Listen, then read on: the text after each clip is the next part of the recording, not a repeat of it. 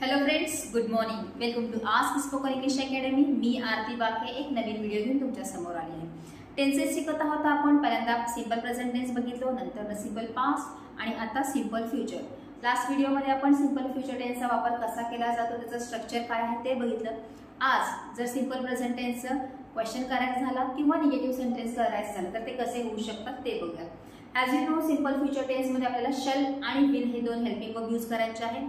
As I आणि we असेल तर ऑफकोर्स शॅल यूज करतो आणि बाकी सगळ्या प्रोनाउन सोबत आणि नाउन सोबत आपण विल यूज करतो आणि त्याच्यासोबत आपल्याला वापरायचं आहे क्रियापदाचं पहिलं रूप. जर आपल्याला त्याचं निगेटिव्ह सेंटेन्स करायचं झालं तर ते कसे होऊ शकतात ते बघूया. Example already I have written here.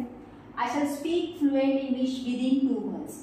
Future टेन्सचं जेव्हा आपण सेंटेन्स करणार आहे तेव्हा तुम्हाला टाइम यूज करणं गरजेचं आहे की तुम्ही ती गोष्ट कधी करणार आहात. सिंपल पास्ट टेन्स असेल किंवा सिंपल फ्युचर टेन्स असेल, दोन्हीमध्ये आपल्याला टाइम यूज करायचा आहे. फक्त एवढंच की पास्टमध्ये असेल तर पास्टचं टायमिंग यूज करायचं आणि फ्युचर असेल तर ऑफकोर्स फ्युचरचं टायमिंग त्याच्यामध्ये मी लिहिलेलं आहे विदिन 2 months.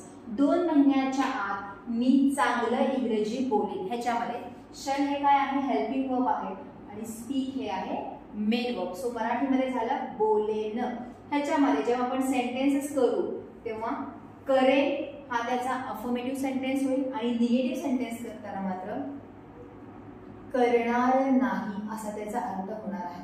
करणार नाही हे जसं निगेटिव्ह आहे त्यामुळे होकारार्थी करताना करणार आहे असं यूज करायचं नाही.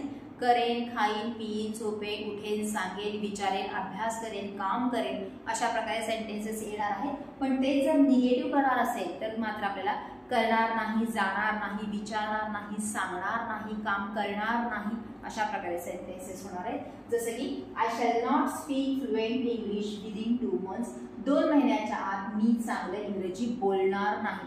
फर्स्ट सेंटेन्स मध्ये होतं बोलेन, निगेटिव्ह झाल्यानंतर झालं ते बोलणार नाही. निगेटिव्ह सेंटेन्स करत असताना हेल्पिंग वर्ब जे असतं त्याच्यानंतर आपण नो किंवा नॉट यूज करतो ॲज युजुअल. प्रश्न करत असताना ऑफकोर्स द सेंटेन्स और the question starts with helping verb. So shall I speak fluent English within 2 months. 2 महिन्याच्या आत मी चांगलं इंग्रजी बोलेन का?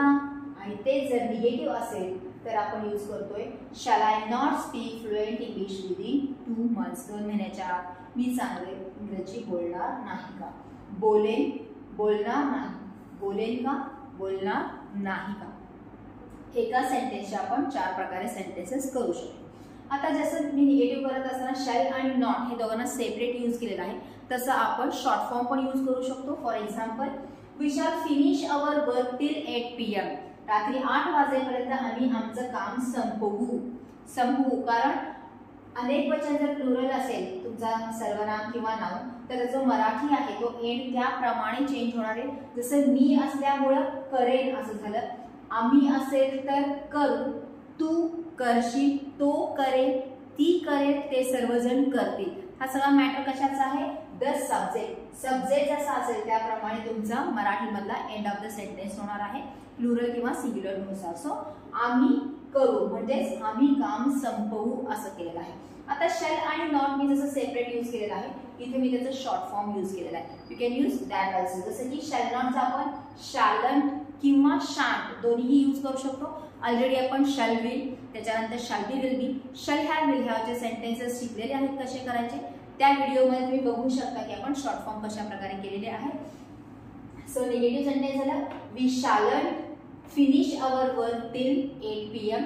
आम्ही रात्री आज 8 वाजेपर्यंत आमचं काम संपवणार नाही.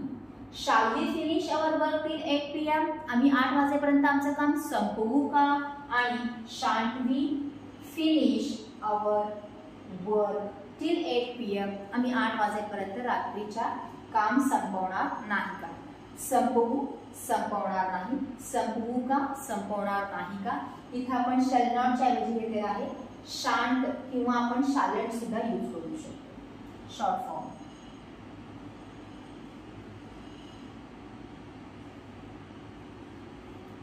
पण इथं जसं आपण एंडी स्टार्टिंगला घेतलेलं आहे तसं इथं स्टार्टिंगला नॉट घेऊ शकत नाही. जसं की शॅल नॉट आय स्पीक अशा प्रकारे घेऊ शकत नाही.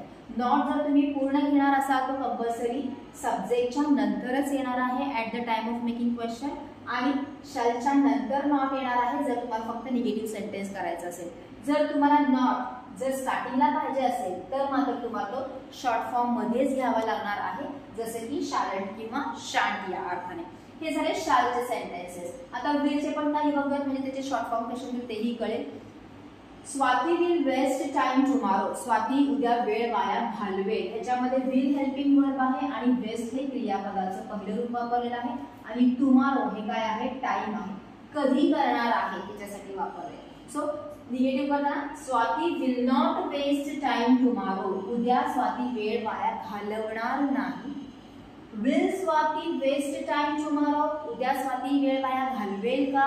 आणि will Swati not waste time tomorrow. उद्या स्वाती वेळ वाया घालवणार नाही का? ह्याच्यामध्ये सुद्धा स्वाती एक मुलगी आहे, त्यामुळे घालवेल असं झालेलं आहे. इथे जर आय असलं असतं तर मी घालवेन असं झालं असतं.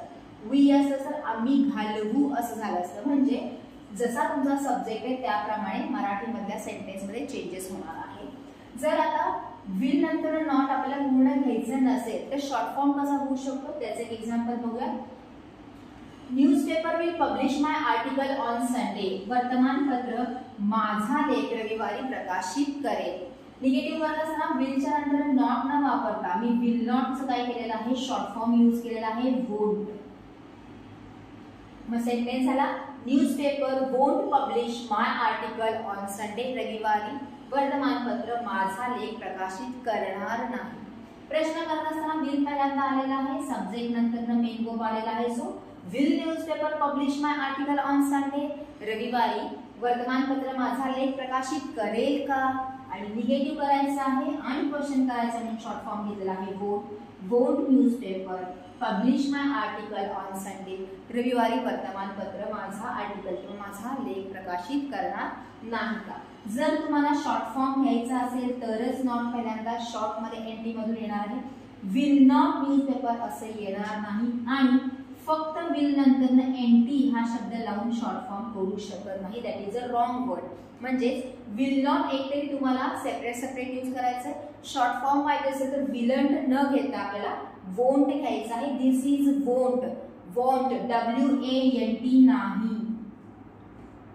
हे काय आहे, क्रियापद आहे आणि हे आहे short form of the will helping verbs आहे. म्हणजेच बंच वाईज सेंटेन्स करत असताना 4 वाक्य आपण एकदम केलेले आहेत.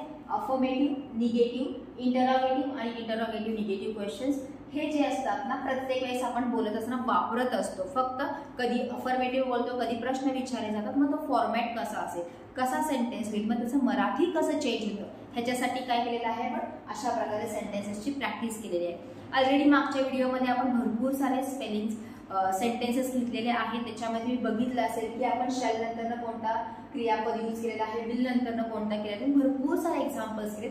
त्या सगळ्या एक्झाम्पल्स तुम्ही बंच वाईज सेंटेन्स करू शकता किंवा तुम्ही प्रॅक्टिस म्हणून सुद्धा भरपूर सारे सेंटेन्सेस लिहिलेले असेल तर ते सुद्धा तुम्ही काय करू शकता, अशा प्रकारे बंच वाईज सेंटेन्सेस करू शकता. पहिल्यांदा 1-2 सेंटेन्सेस फक्त लिखाण करू शकता, पण जास्तीत जास्त तुम्हाला तोंडी बंच वाईज सेंटेन्सेसची प्रॅक्टिस करायची, कारण तुम्हाला ते सेंटेन्सेस बोलता येणं गरजेचं आहे इन्स्टेड ऑफ रायटिंग. कारण आपण बोलण्यासाठी इंग्रजी शिकत आहोत की इझी वेमध्ये आपण कसं बोलायला पाहिजे त्यासाठी तुम्हाला ही प्रॅक्टिस करायची. अशा प्रकारे सेंटेन्सेसची भरपूर सारी प्रॅक्टिस करा आणि बोलत असताना त्यांचा वापर करा. म्हणजे तुमचं इकडे ग्रामरला ग्रामर आणि स्पोकन इंग्लिशला स्पोकन इंग्लिश सुद्धा काय होणार आहे, परफेक्ट होत जाणार आहे. अशा प्रकारे भरपूर सारे व्हिडिओ मी तुमच्यासाठी घेऊन येणार आहे. जर आत्तापर्यंत तुम्ही चॅनल सबस्क्राईब केलेलं नसेल तर चॅनल सबस्क्राईब करा. ज्यांना खरंच इंग्रजीची गरज आहे, मग ते तुमचे फ्रेंड्स असतील, तुमचे रिलेटिव्स असतील किंवा तुमच्या घरातलेच कोणी असतील तर त्यांनाही सांगा. तुमच्या प्रत्येक मोबाईलमध्ये हा चॅनल सबस्क्राईब करा. तुम्हाला कोणकोणते व्हिडिओज पाहिजेत ते सुद्धा तुम्ही कमेंट बॉक्समध्ये टाईप करून पाठवू शकता. तशा प्रकारचे व्हिडिओज तुम्हाला मी नक्कीच करून पाठवेन. थँक्यू.